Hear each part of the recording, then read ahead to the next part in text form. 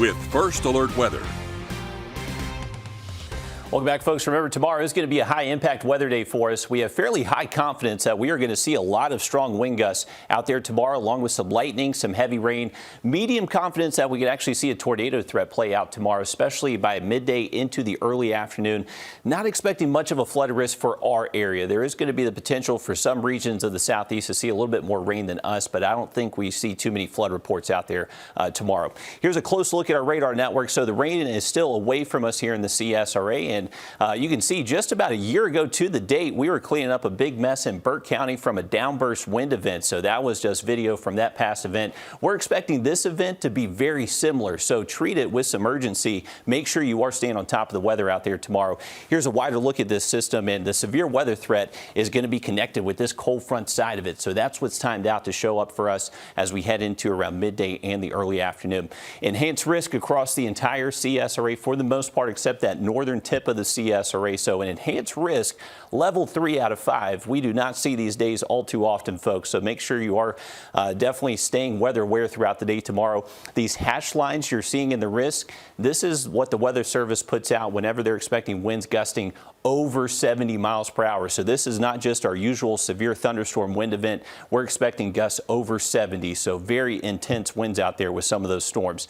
Now, this is away from any thunderstorms. This is just our generic gradient wind field. We're expecting gusts over 40 miles an hour starting early into the day before that main line of convection does arrive. So it is going to be a very windy start. Once the main line does arrive for your location, that's where you're going to see your peak wind gusts that could get between 50 to even 70 plus miles an hour in some areas. So that is definitely enough to cause trees to come down, power outages to happen. So make sure you are staying, keeping that cell phone charged up the rest of tonight and tomorrow.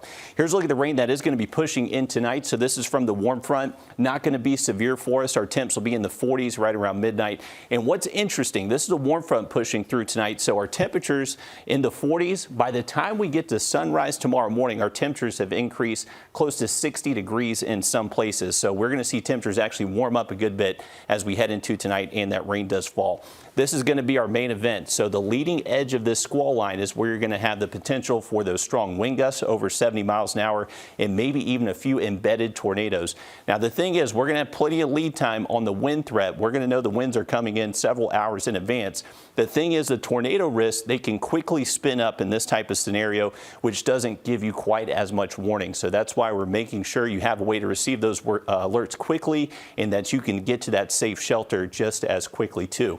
Now, the tornado risk pretty much for the entire CSRA. The only counties we've eliminated from that tornado threat is up towards the lake, Lincoln, McCormick, Wilkes County, and also our far western counties. It looks like the line is just going to show up a little bit too early for them to really destabilize enough to see a tornado risk. Now, the wind threat is for everybody. Even if you don't see a tornado tomorrow, you are expecting very high wind gusts between 40 to 50 miles an hour. Here's a rough look at the timing for the line. So our western counties see it first, starts to push in into the morning up until lunchtime, getting closer towards us here in Augusta by around the lunch hour.